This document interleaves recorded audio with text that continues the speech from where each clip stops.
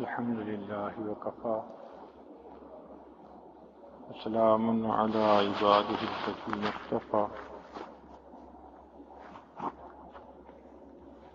أما بعد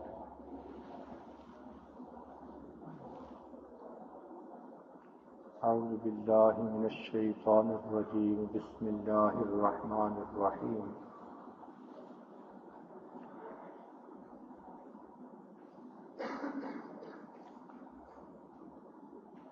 وأما من خاف مقام ربه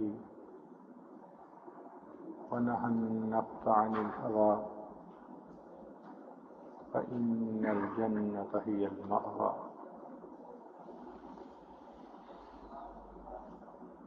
سبحان ربك رب العزة عما يصفون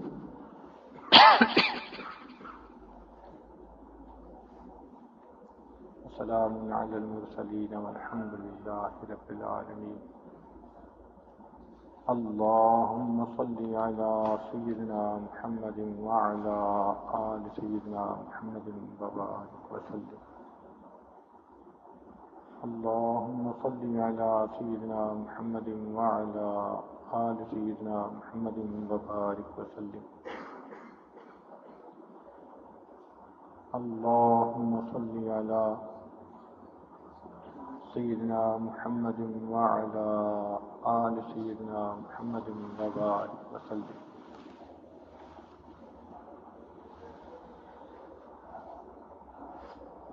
دو چیزیں انسان کو نیک بناتی ہیں،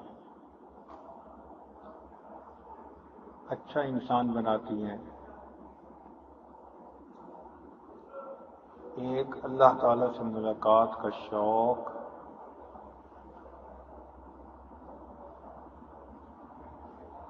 دوسرا اللہ تعالیٰ کے سامنے پیشی کا خوف۔ حاکم کے ساتھ ملاقات دو ہی طرح سے ممکن ہے، یا تو انسان دوست بن کر پیش ہو یا دشمن بن کر پیش کیا جائے۔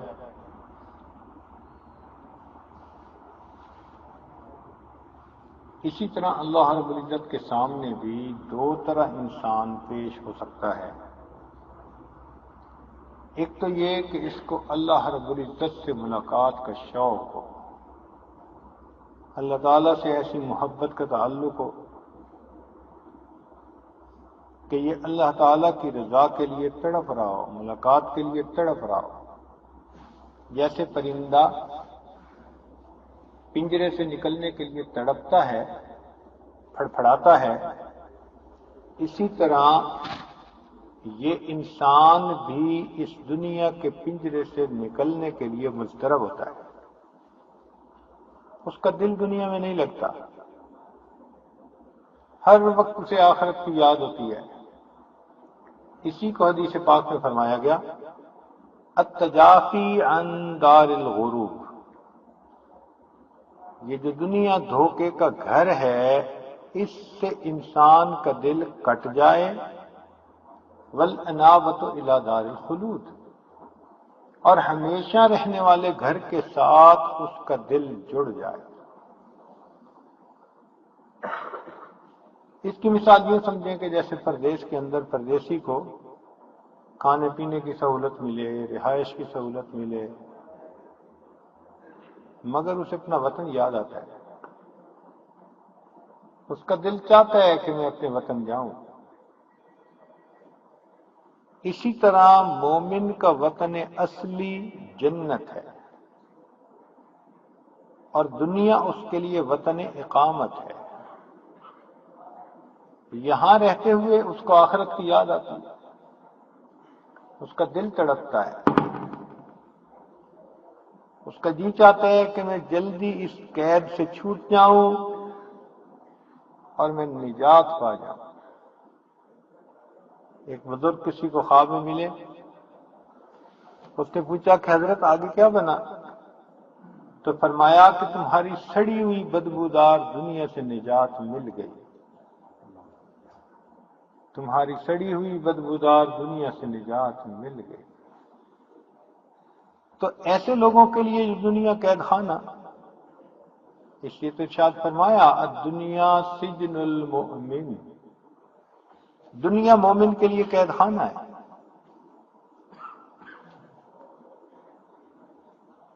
کئی مرتبہ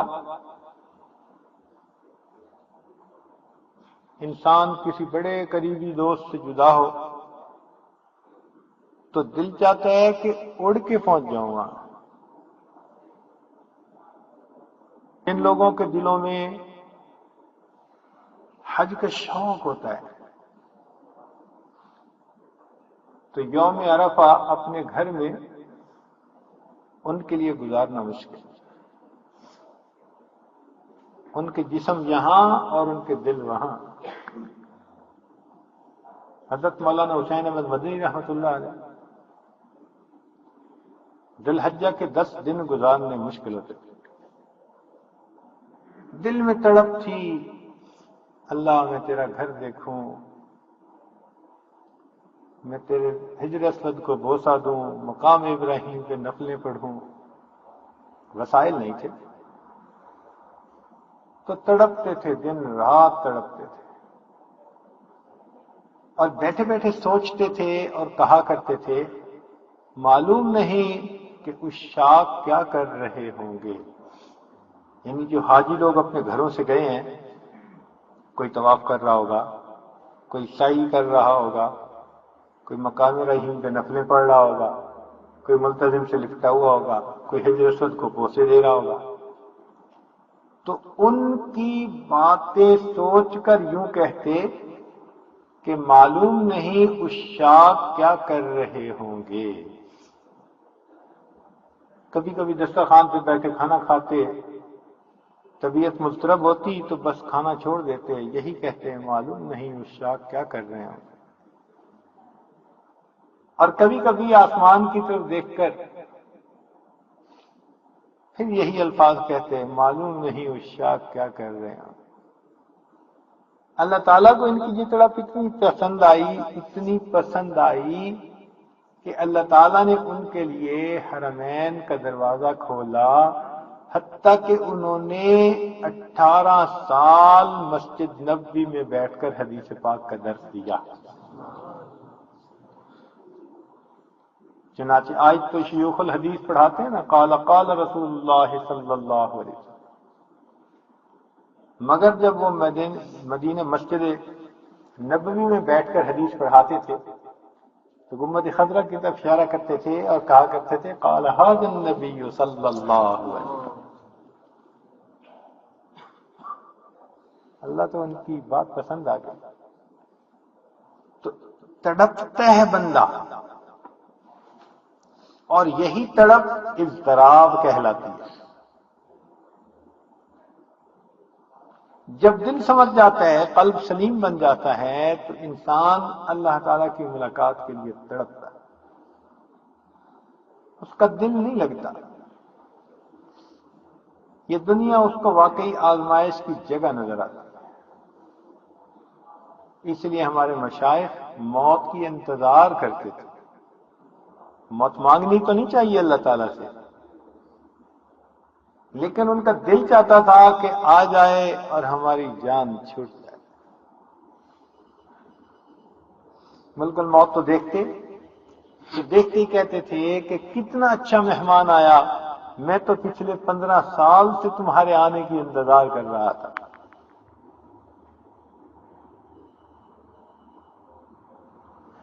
یہ کیا چیز ہوتی ہے؟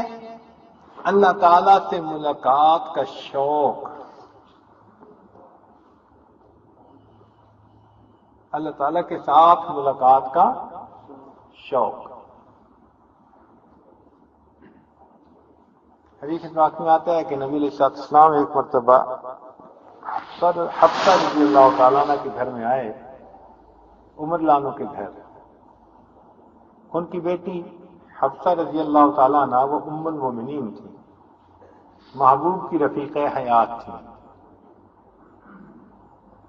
امت کے لیے ام المومنین تھی۔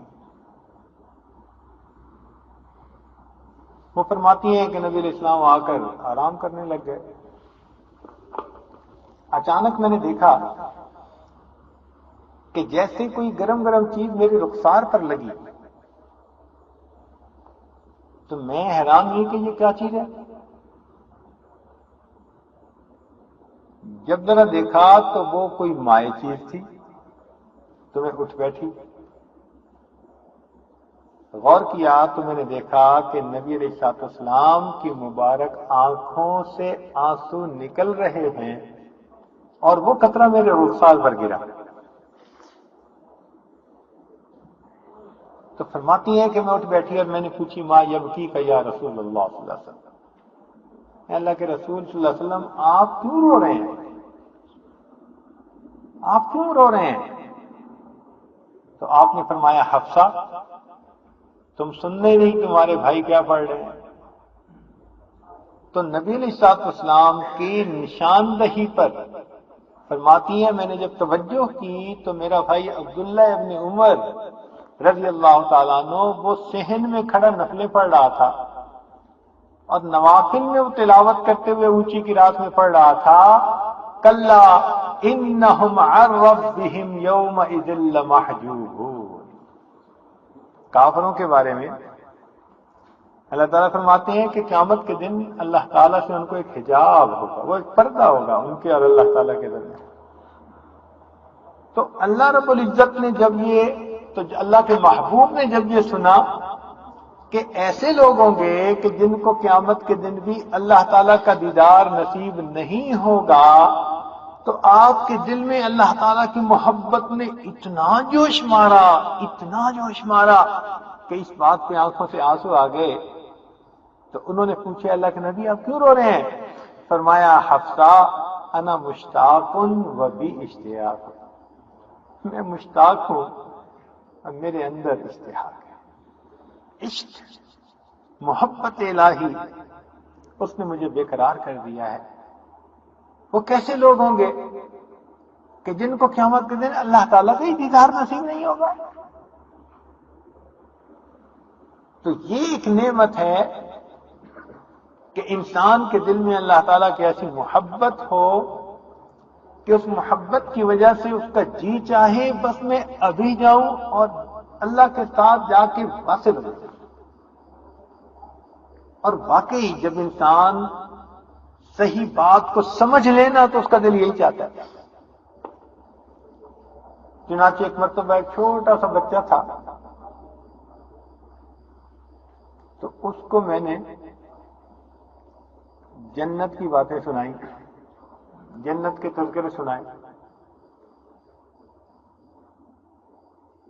تو وہ غور سے سنتا رہا. میں نے اسے سنایا کہ باغات کیسے ہوں گے، محل کیسے ہوں گے.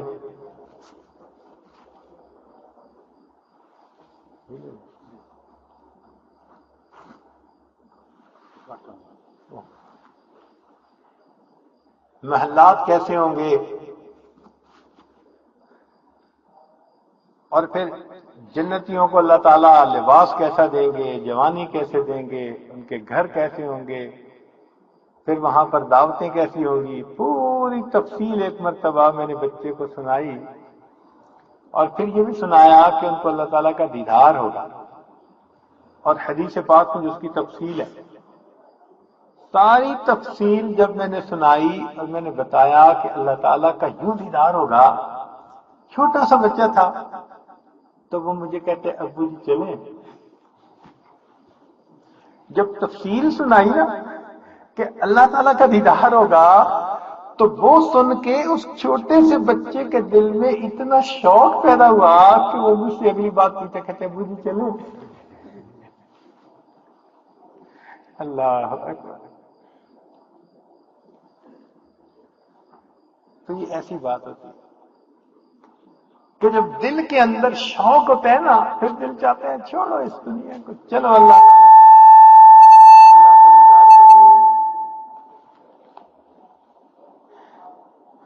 یہ جو اللہ تعالیٰ سے ملاقات کا شوق ہے نا یہ بڑی نعمت ہے. اب صاف ظاہر ہے کہ جب ملاقات ہوتی ہے دو دوستوں کی تو وہ ایک دوسرے سے ملنے کی تیاری کرتے ہیں. دنیا کا دستور ہے، کسی کی میٹنگ ہو وہ میٹنگ کی تیاری کرے گا. کسی نے ڈی سی سے ملنا ہے، کسی نے اے سی سے ملنا ہے، کسی نے فوجی سے ملنا ہے، کسی نے سول والوں سے ملنا ہے، جس کسی سے بھی ملنا ہے ہر کوئی تیاری کرے۔ آپ فون کریں کبھی کسی دوست کو صبح تو بیوی کہے گی جی وہ ذرا مصروف ہیں، وہ تیاری کر رہے ہیں، آج ان کی میٹنگ ہے۔ تو جب دنیا والوں سے میٹنگ ہوئی تو بندہ اتنی تیاری کر رہا ہے، تو جب دل میں یہ بات اتر جائے کہ قیامت کے دن میری اللہ تعالی سے ملاقات ہوگی تو پھر یہ بندہ اس کے لیے تیاری کیوں نہیں کرے گا؟ جتنا آج ہم نیکی کر رہے ہیں یہ دل کا نور یہ قیامت کے دن انسان کے چہرے کے اوپر اللہ سجا دے۔ جتنے گناہ کر رہے ہیں یہ قلب کی ظلمت اللہ تعالیٰ قیامت کے دن چہرے کی سیاہی بنا دے۔ یوم تبیض وجوہ وتسود وجوہ، جن کے دل منور ہوں گے اس دن ان کے چہرے بھی نورانی ہوں گے، اور جن کے دل میلے ہوں گے قیامت کے دن ان کے چہرے بھی میلے۔ وجوہ یومئذ علیہا غبرہ ترہقها قترہ، کون ہوں گے؟ اولئک هم الکفرۃ الفجرہ۔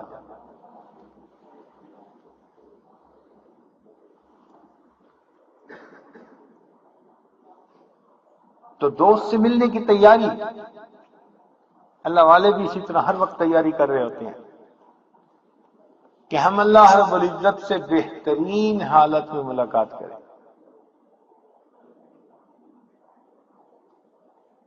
کبھی نفلیں پڑھ رہے ہیں، کبھی تلاوت کر رہے ہیں، کبھی مخلوق خدا کی خدمت کر رہے ہیں، کبھی علم پڑھ رہے ہیں، ہر وقت لگے ہوئے ہیں اس کام میں کہ میرا مالک مجھ سے راضی ہو تاکہ میں اس سے اچھے انداز سے ملاقات کر سکوں۔ تو شوق ہوتا ہے دل میں۔ تو اللہ تعالیٰ سے اگر ملاقات کا شوق ہو پھر انسان نیک عملوں کی تیاری کر رہا ہوتا ہے۔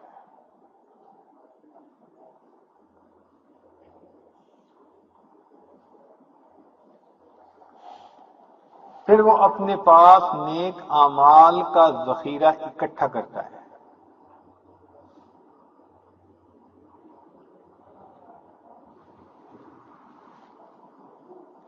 بلکہ پھر وہ اپنے مالک کی طرف، اپنے محبوب حقیقی کی طرف نیک اعمال کے تحفے بھیجتا ہے۔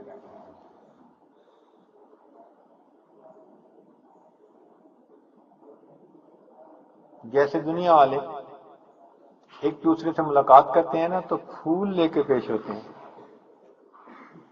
پھولوں کا گلدستہ پیش کرتے ہیں۔ مومن قیامت کے دن اپنے قلب سلیم کو گلدستے کی مانند اپنے رب کے حضور پیش کرے گا۔ اس لیے ارشاد فرمایا یوم لا ينفع مال ولا بنون الا من اتى الله بقلب سلیم۔ قلب سلیم یہ گلدستے کی مانند ہے، اللہ تعالیٰ کی اس پر نظر رہتی ہے۔ تو یہ چیز کب نصیب ہوگی؟ جب انسان کے دل میں اللہ تعالیٰ سے ملاقات کا شوق۔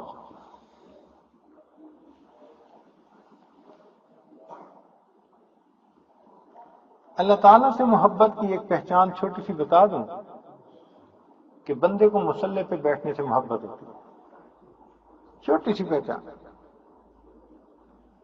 اور جب وہ محبت نہیں ہوتی نا تو مصلی پہ بیٹھنے سے وحشت ہوتی ہے، دل گھبراتا ہے، اٹھو چلو بھاگو، طبیعت لگتی نہیں۔ ذکر کو کہو تو 10 منٹ میں دل اچاٹ، علم پڑھنے کو کہو تو پھر طبیعت جمتی نہیں اس طرح۔ یہ جو مصلی پہ بیٹھنے کی چاہت نہ ہونا یہ محبت کی کمی کی دلیل ہوتی ہے۔ اور جس کے دل میں محبت ہوتی ہے مصلی پہ بیٹھنا اسے اچھا لگتا ہے، گھنٹوں بیٹھا رہتا ہے مصلی، گھنٹوں اللہ تعالیٰ کی یاد میں وہ گزار دیتا ہے۔ تو دو چیزیں انسان کے اندر عمل کو میں ترقی پیدا کرتی ہیں. پہلی چیز کیا؟ اللہ تعالیٰ سے ملاقات کا شوق. اللہ تعالیٰ سے ملاقات کا شوق.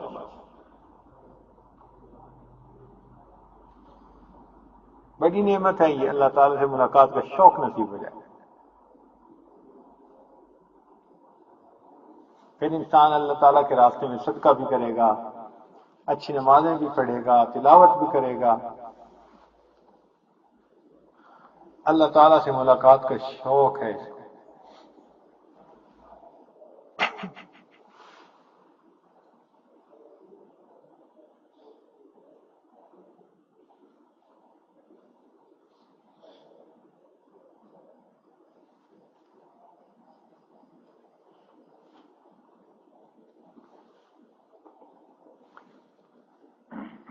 اگر اللہ تعالیٰ کسی بندے کو اپنی ملاقات کا شوق عطا کر دیں تو یہ اللہ تعالیٰ کی نعمتوں میں سے بڑی نعمت ہے جو اس بندے کو دے دی.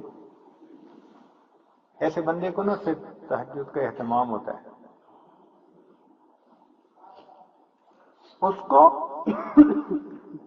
رات میں عبادت کرنے کے لیے رات کا اس طرح انتظار ہوتا ہے جیسے دلہا کو دلہن سے ملاقات کے لیے رات کا انتظار ہوتا ہے.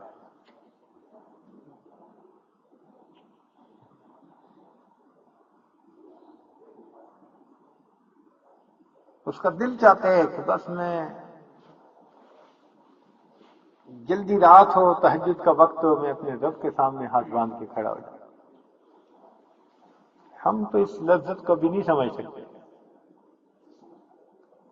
لیکن جن کو یہ نصیب ہے اس لذت کے سامنے دنیا کی سب لذتیں ہیچ ہیں.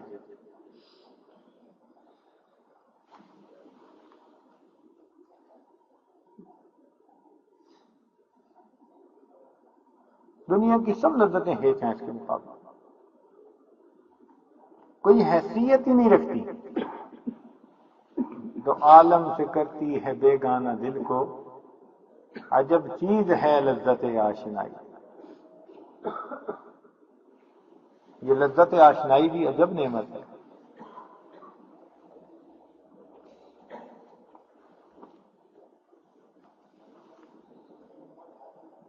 یہی تو وجہ تھی کہ صحابہ کرام ساری رات کھڑے رہتے تھے، تہجد پڑھتے ہوئے گزار دیتے تھے.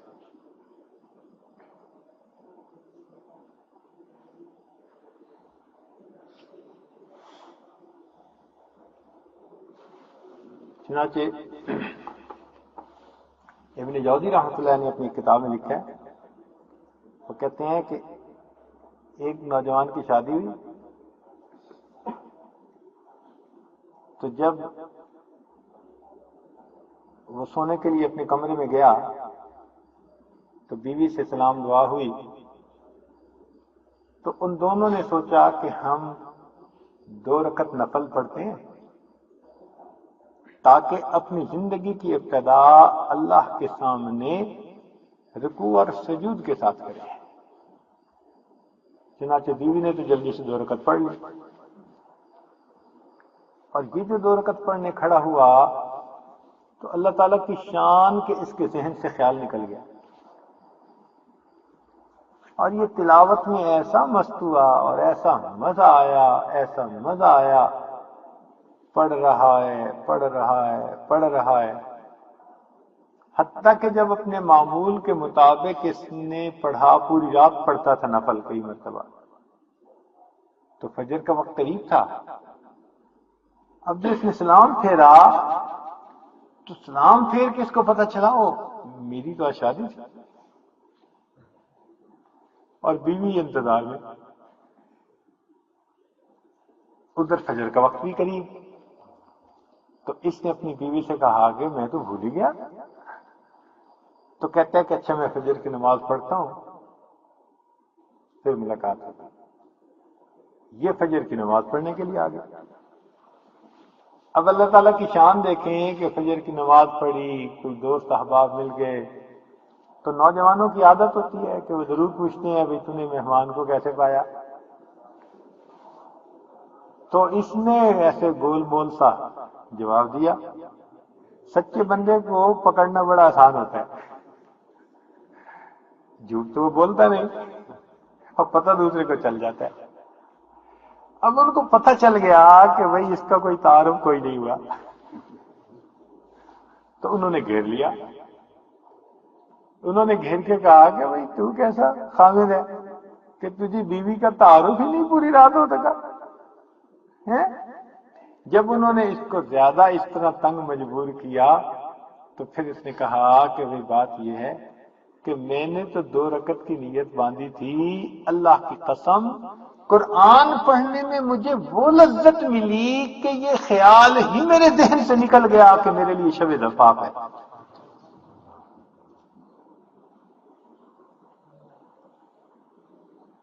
یہ لذت کیسی لذت ہوتی ہے؟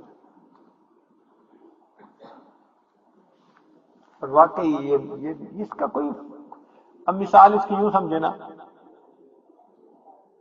کہ ایک جوان العمر شخص ہے، اس کو کہتے ہیں بھئی یا تو آپ کی ہم شادی کرواتے ہیں یا پھر روز صبح اٹھ کے آپ کو ہم 1 پاؤ گنڈیریاں دے دیں گے. تو وہ تیار ہو جائے گا؟ ہیں؟ اس کو کہیں بھئی تمہیں صبح اٹھ کے 1 پاؤ گنڈیریاں کھلایا کریں گے. وہ کہے گا یہ کیا چیز ہوتی ہے؟ گنڈیریاں چوسنے کا کیا مزہ؟ اس کا کوئی نسبت ہی نہیں اس کے ساتھ. تو جس طرح اس لذت کو اس میاں بیوی کے تعلقات والے لذت کے ساتھ کوئی نسبت ہی نہیں ہو سکتی، اسی طرح دنیا کی ان لذتوں کو قرآن اور اعمال کی لذتوں سے کوئی نسبت کوئی نہیں. اسی لیے ایک صحابی کو قرآن تیر لگا اور وہ تلاوت کر رہے ہیں، پھر دوسرا تیر لگا، حتیٰ کہ ان کو یہ محسوس ہوا کہ اگر میں نے اپنے ساتھی کو نہ جگایا تو ایسا نہ ہو میں بے ہوش ہو کے گر جاؤں. تو اس وقت انہوں نے اپنے ساتھی کو کہا کہ بھائی مجھے لگتا ہے دشمن قریب ہے اور مجھے تیر لگے. اس نے کہا نہیں آپ نے مجھے پہلے کیوں نہیں جگایا؟ کہنے لگے کہ بھائی میرا دل چاہتا تھا، میں سورہ کہف پڑھ رہا تھا کہ میں مکمل کر کے سلام پھیروں. اگر مجھے اپنے فرض منصبی میں کوتاہی کا ڈر نہ ہوتا تیروں پہ تیر کھاتا رہتا، سورہ کہف کو پڑھے بغیر نماز مکمل نہ کرتا. کتنا فرق ہے ہماری نمازوں میں اور ان کی نمازوں میں. ان کو تیر لگتے تھے تو پتہ نہیں چلتا تھا، اور ہمارا نام گھر کی 3ری منزل پہ کوئی پکارے نا تو ہمیں پتہ چلتا ہے 3ری منزل پہ ہمارا نام لیا جا رہا ہے.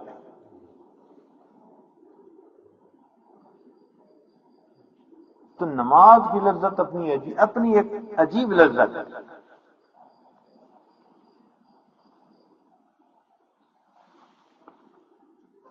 قلب کی لذتیں بہت اعلیٰ ہیں بنسبت دوسرے اعضاء کی لذتوں.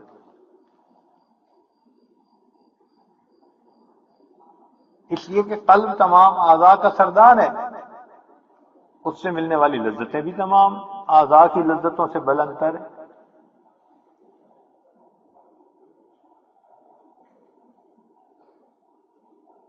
اسی لیے جو انسان نیکی کے راستے پہ قدم اٹھاتا ہے اللہ تعالیٰ اس کو حلاوت ایمان عطا فرما دیتے ہیں، اس کے دل میں حلاوت عطا فرما دیتے ہیں. یہ کیا نعمت ہے؟ یہ دل محسوس کرتا ہے، دل کو لذت ملتی ہے.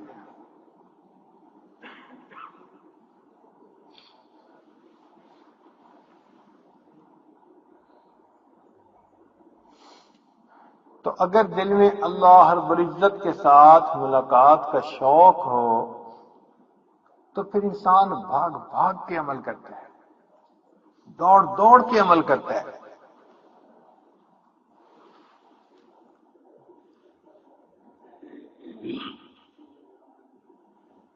بھاگ بھاگ کے عمل کرتا ہے، دوڑ دوڑ کے عمل کرتا ہے، کیونکہ اللہ رب العزت سے اس کو ملاقات کا شوق ہوتا ہے۔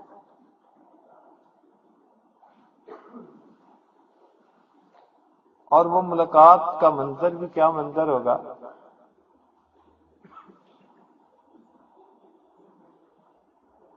فی مقعد صدق عند ملیک مقتدر۔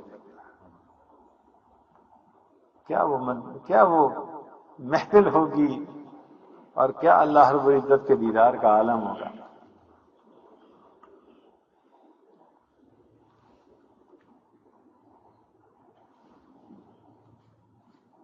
دنیا کے کسی خوبصورت چہرے کو بندہ دیکھے تو حیران ہوتا ہے، تو جس ذات نے حسن و جمال کو پیدا کیا اس کے اپنے حسن و جمال کا کیا عالم ہوگا۔ تو اللہ تعالیٰ سے ملاقات کا شوق دل میں ہو۔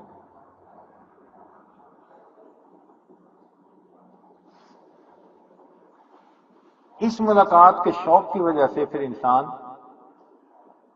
اللہ تعالیٰ کی رضا کے لیے نیک اعمال کرتا ہے، نہ اس کو بھوک محسوس ہوتی ہے نہ پیاس محسوس ہوتی ہے۔ چنانچہ ایک صحابی عبداللہ رضی اللہ تعالیٰ عنہ کا نام تھا، مخزومی، عبداللہ مخزومی رضی اللہ تعالیٰ، جہاد کے میدان میں ان کو بہت زیادہ زخم لگا، اتنا زخم کہ دیکھنے والے نے دیکھا کہ ان کے جسم سے پانی کی طرح خون نکل رہا ہے، اور سخت گرمی تھی اور ان کے ہونٹ خشک تھے۔ اس حالت میں جبکہ بالکل جان نکلنے کے قریب ہے، ایک آدمی ان کے قریب ہوئے اور انہوں نے کہا جی میں آپ کو پانی پلاؤں، میں آپ کو پانی پلاؤں، تو انہوں نے انکار کیا۔ وہ بڑا حیران ہوا، اتنے زخمی، اتنا خون جا رہا ہے اور ہونٹ خشک ہو گئے، اور میں کہہ رہا ہوں کہ پانی پلاؤں تو یہ انکار کر رہے ہیں۔ تو انہوں نے پوچھا کہ آپ پانی کیوں نہیں پیتے؟ تو جواب میں فرمایا کہ میں روزے سے ہوں اور میں اپنے روزے کو شربت دیدار سے افطار کروں گا۔ میں اس وقت روزے سے ہوں اور میں اس روزے کو شربت دیدار سے افطار کرنا چاہتا ہوں۔ یہ عجیب نعمت ہے، عجیب نعمت ہے، اللہ تعالیٰ سے ملاقات کا شوق، بس پھر تو جان دینی آسان ہو جاتی ہے۔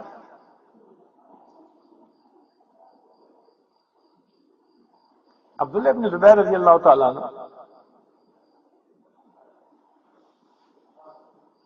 ان کے خلاف وقت کے حاکم نے کئی ہزار بندے بھیجے کہ ان کو یا تو قتل کر دیا جائے یا گرفتار کر کے میرے پاس آئے۔ تو عبداللہ ابن زبیر رضی اللہ عنہ کے پاس 200-400 ساتھی تھے۔ انہوں نے سوچا کہ بھائی جھکنے کی بجائے کٹنا بہتر ہے،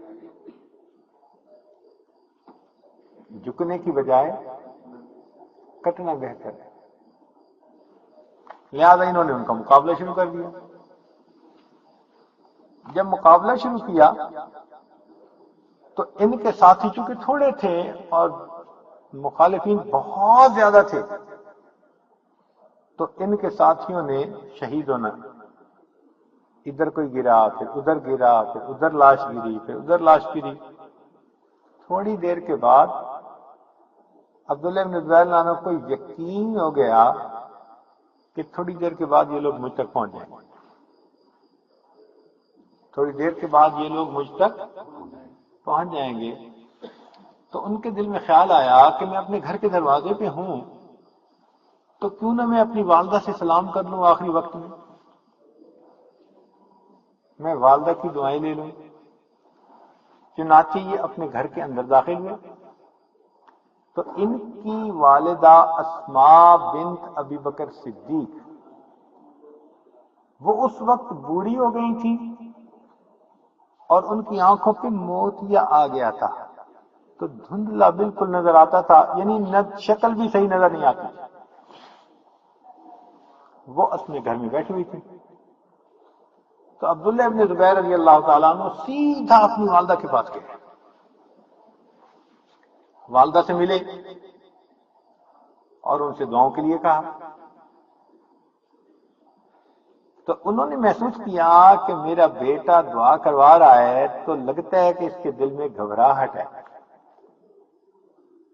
انہوں نے کہا بیٹے تم گھبرا کیوں رہے ہو؟ بوڑھی ماں جوان بیٹے کو سمجھاتی ہے کہ بیٹے تم گھبرا کیوں رہے ہو؟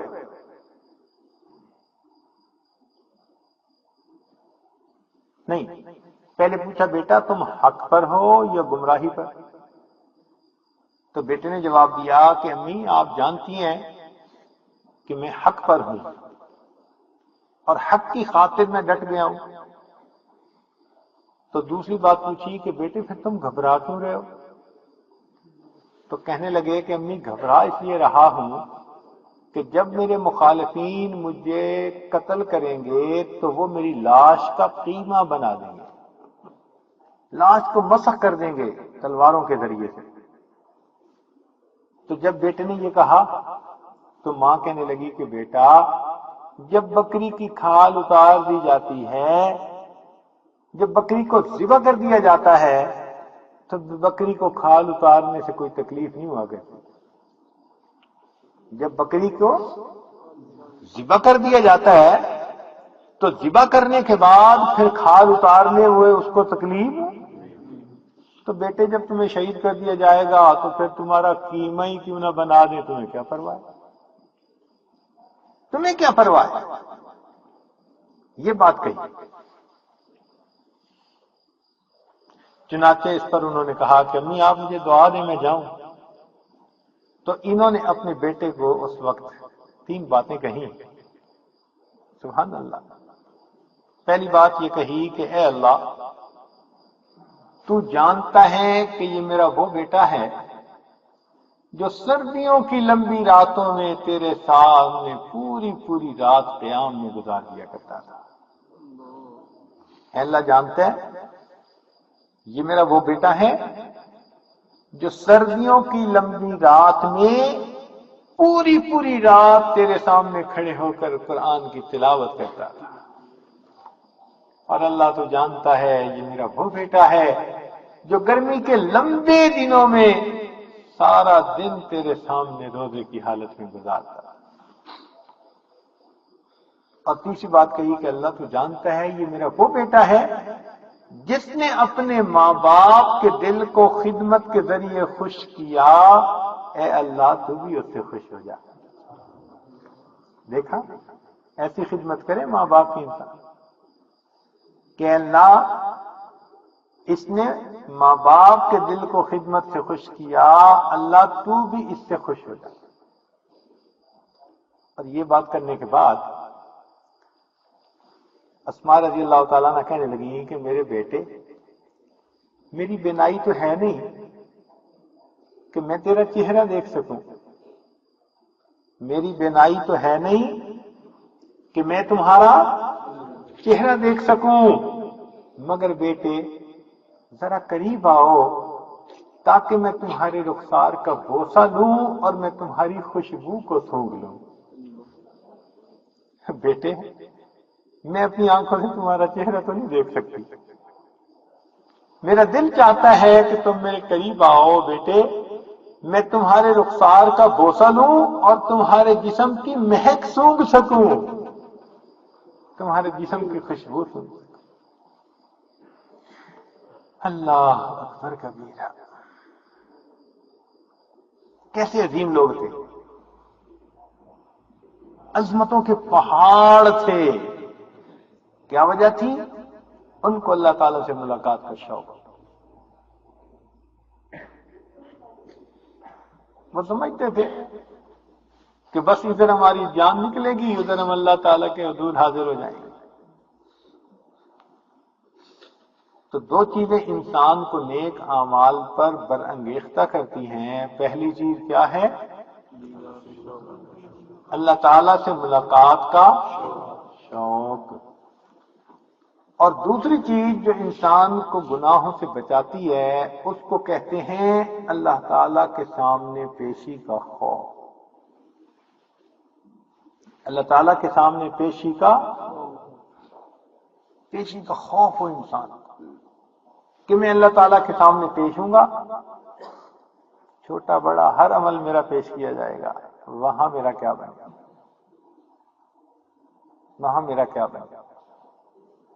آج وقت ہے کہ میں توبہ کر کے ان گناہوں کو بخشوا لوں، ورنہ کل اللہ تعالیٰ کے حضور کہیں شرمندگی نہ اٹھانی پڑے۔ اتنی شرمندگی ہوگی گناہ گاروں کو قیامت کے دن۔ اللہ تعالیٰ قرآن مجید میں فرماتے ہیں وَلَوْ تَرَىٰ إِذِ الْمُجْرِمُونَ نَاكِسُو رُءُوسِهِمْ عِندَ رَبِّهِمْ، دیکھا مجرم لوگ یوں سر نیچے کر کے کھڑے ہوں گے، آنکھ اٹھاتے ہوئے شرم آ رہی ہوگی، اس مالک کی طرف کیسے دیکھیں کہ جس مالک کا نمک کھایا اور ہم نے اس کے گناہ کیے، جس مالک کا نمک کھایا، جس کی نعمتیں ہم نے کھائیں اور جس کی نافرمانیاں کی، آج اس مالک کے سامنے چہرہ کیسے دکھائیں؟ تو انسان شرمندہ ہوگا۔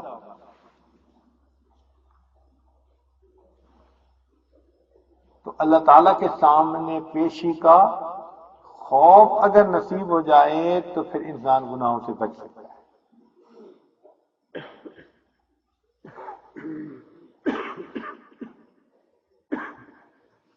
اب لوگ کہتے ہیں کہ جی یہ کیسے ہو سکتا ہے کہ ایک آدمی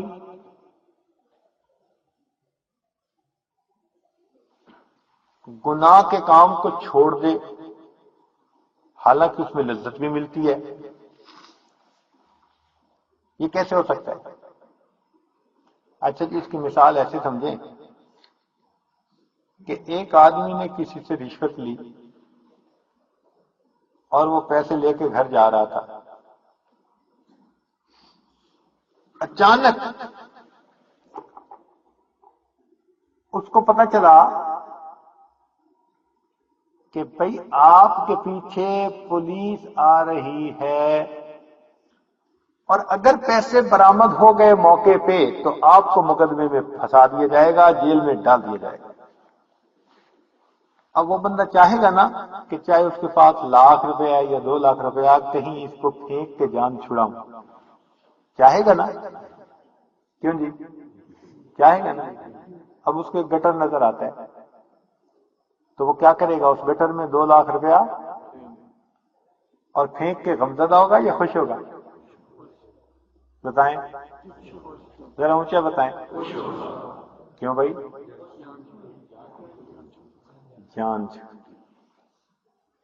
جس طرح وہ آدمی اتنی مالیت کی چیز پانی میں پھینک کر محسوس کرے گا کہ میری تو مصیبت سے جان چھوٹ گئی، اسی طرح مومن آدمی گناہوں سے جب بچتا ہے اللہ کا شکر ادا کرتا ہے کہ میری اس مصیبت سے جان چھوٹ گئی۔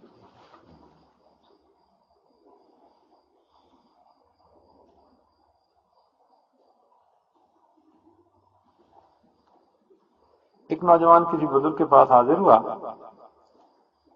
کہنے لگا حضرت کیا کروں، نوجوان ہوں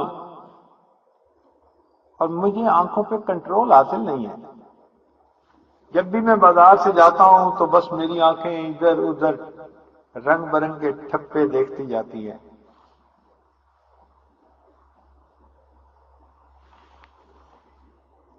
ان بزرگوں نے اسے بڑا سمجھایا کہ بھائی ذرا دھیان کر، استحضار پیدا کر اپنے اندر اللہ تعالیٰ کا، تو پھر اللہ تعالیٰ تیرے لیے گناہ سے بچنا آسان کر دیں گے۔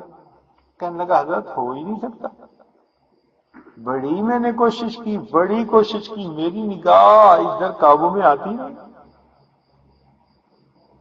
کبھی ادھر تو کبھی ادھر، میں کیا کروں؟ انہوں نے پہلے تو اس کو سمجھایا، جب اس کو بات سمجھ میں نہ آئی نا تو انہوں نے کہا اچھا بھائی میں تمہیں بات سمجھاؤں گا، میری ایک بات مانو۔ اس نے کہا کیا بات؟ ان کا بات یہ ہے کہ ایک میرے پاس پیالہ ہے دودھ کا، اور میں فلاں بزرگ کو بھیجنا چاہتا ہوں جو بازار کے دوسرے کنارے پہ رہتا ہے، یہ ذرا آپ ان کو پہنچا کے آؤ۔ اس نے کہا جی میں حضرت پہنچا کے آتا ہوں۔ ان کا نہیں، لیکن ایک اس میں شرط بھی ہے، شرط یہ ہے کہ اگر اس میں سے ایک قطرہ بھی تم زمین پہ گراؤ گے نا تو تمہیں تھپڑ لگے گا۔ اس نے کہا جی میں بالکل ایک قطرہ بھی نہیں گرنے دوں گا۔ انہوں نے کیا کیا کہ پیالے میں لبالب دودھ بھر دیا، لبالب دودھ بھر دیا، اور ایک مشٹنڈے کو کہا کہ بھئی تم ساتھ چلو، اور جہاں دودھ گرے وہیں تھپڑ لگانا ہے بڑے بازار میں۔ اب یہ مصیبت میں پڑ گیا، یا اللہ، ایک لبالب بھرا ہوا ہے اور دوسرا حکم دے دیا کہ جہاں بھی تھوڑا سا گرے وہیں بھرے بازار میں ایک تھپڑ لگانا ہے۔ اب وہ بیچارہ بڑا پریشان، اور اس کی نظریں دودھ پہ ٹکی ہوئی ہیں، اور راستے میں جا رہا ہے اور اللہ اللہ بھی کر رہا ہے، یا اللہ گرنے سے بچا لے، گرنے سے بچا لے، خدا خدا کر کے اس نے منزل پہ وہ دودھ پہنچایا اور رب کا شکر ادا کیا، اور بڑی خوشی آ کے بتایا حضرت میں نے وہ دودھ بخیریت پہنچا دیا۔ تو جب انہوں نے یہ کہا تو ان بزرگوں نے پوچھا کہ نوجوان تم یہ بتاؤ کہ تم نے آج چہرے کتنے دیکھے؟ چہرے کتنے دیکھے؟ کہنے لگا حضرت ادھر تو دھیان ہی نہیں تھا، یہ خوف تھا کہ یہ دودھ گرا تو میری تو بڑے بازار میں جو ہے وہ بے عزتی ہوگی، اس بے عزتی سے بچنے کی خاطر میری آنکھ ہی نہیں گئی اٹھی، میں تو اپنے مقصد کے اوپر چلتا رہا۔ اس پر ان اللہ والوں نے سمجھایا کہ دیکھو جس طرح آپ کو دودھ کے گرنے کا خطرہ تھا، آنکھ اٹھا کے کہیں نہیں دیکھا، اللہ والوں کو اسی طرح اپنا دل جو ایمان سے لبریز ہوتا ہے اس کے اچھلنے کا، گرنے کا خطرہ ہوتا ہے، وہ بھی ادھر ادھر آنکھ نہیں اٹھاتے، ایسا نہ ہو کہ ادھر آنکھ اٹھائیں اور دل کا برتن چھلک جائے۔ وہ بھی گھبراتے ہیں، وہ بھی آنکھ اٹھا کے نہیں دیکھتے۔ تو پھر اس نے کہا کہ ہاں بات تو ٹھیک ہے، اب مجھے بات سمجھ میں آ گئی۔ بھئی ایک بات بتائیں عزیزو، کہ جس آدمی کو 1 گھنٹے کے بعد پھانسی ہونی ہو، کیا وہ جیل کی تنہائی میں بیٹھ کر کوئی مستیاں اڑانے کی باتیں سوچے گا؟ 1 گھنٹے کے بعد پھانسی ہونی ہے، اس کے دل پہ تو ایسا غم طاری ہوگا، ایسا دل کے اوپر اداسی ہوگی، ایسی دل پر پریشانی ہوگی، اس کے ذہن میں تو خیال آ ہی نہیں سکتا ادھر ادھر کا۔ تو جس طرح یہ نوجوان جس کے موت کا حکم ہو چکا، اس کا دل کسی گناہ کی طرف جاتا ہی نہیں، اسی طرح اللہ والے جن کو اللہ سے ملاقات کا شوق ہو گیا، اللہ کے سامنے پیشی کا خوف ہو گیا، اب ان کی آنکھ کسی غیر کی طرف اٹھتی بھی نہیں، اٹھتی بھی نہیں، وہ اپنے ایمان کی حفاظت کرتے ہیں۔ تو 2 چیزیں اہم ہیں، اللہ تعالیٰ سے ملاقات کا شوق اور اللہ تعالیٰ کے سامنے پیشی کا خوف دل میں۔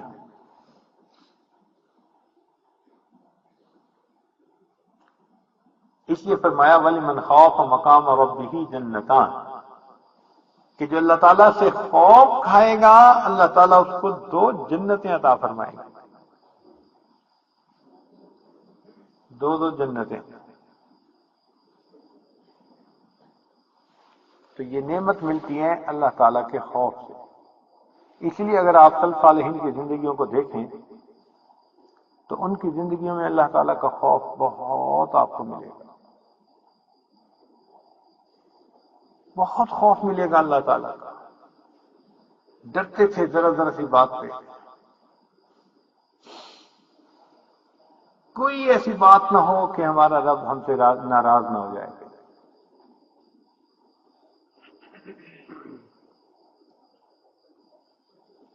ان کو قیامت کے دن کی ذلت و رسوائی سے ڈر لگتا تھا۔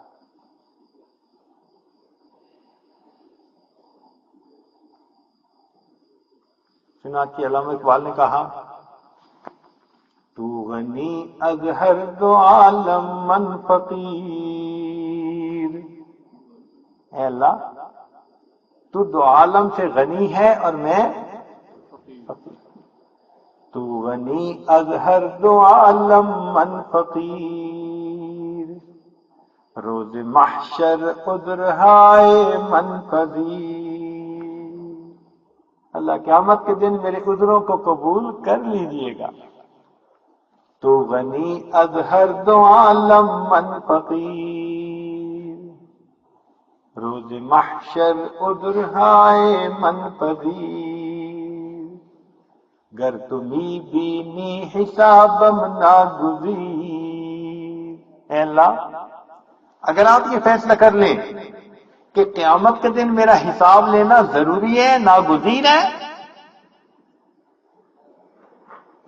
اللہ تو غنی از ہر 2 عالم من فقیر، روز محشر عذرہائے من پذیر، گر تمی بینی حسابم ناگزیر، از نگاہ مصطفیٰ پنہا بگیر۔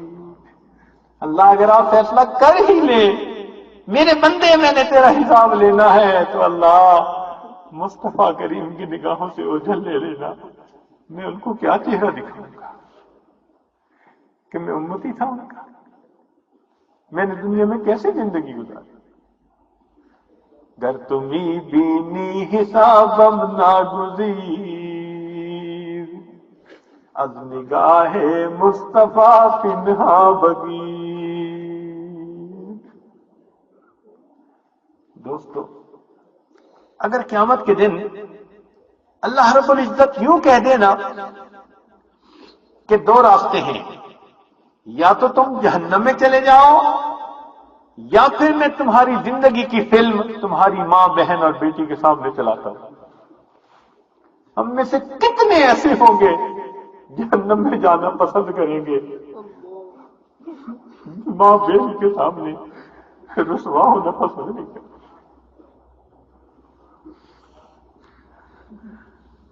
تو غنی از ہر 2 عالم من فقیر، تو غنی از ہر 2 عالم من فقیر، روز محشر عذرہائے من پذیر، گر تمی بینی حسابم ناگزیر، از نگاہ مصطفیٰ پنہا بگیر۔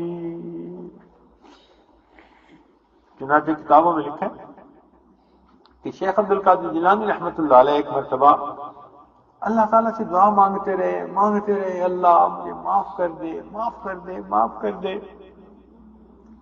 معاف کر دے، معاف کر دے، بڑی دیر عاجزی کرتے رہے اور آخر پر یوں کہنے لگ گئے، اے اللہ اگر آپ کا فیصلہ ہو کہ قیامت کے دن معاف نہیں کرنا، اللہ مجھے قیامت کے دن اندھا کھڑا کر دینا، اللہ مجھے قیامت کے دن اندھا کھڑا کر دینا۔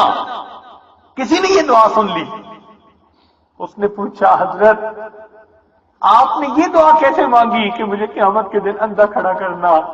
فرمانے لگے اگر حساب شروع ہوا اللہ مجھے اندھا کھڑا کرنا تیرے نیکوں کے سامنے، مجھے رسوائی تو نہیں ہوتی، تیرے نیک بندوں کے سامنے، مشائخ سلسلہ کے سامنے، صحابہ کے سامنے، نبی علیہ السلام کے سامنے۔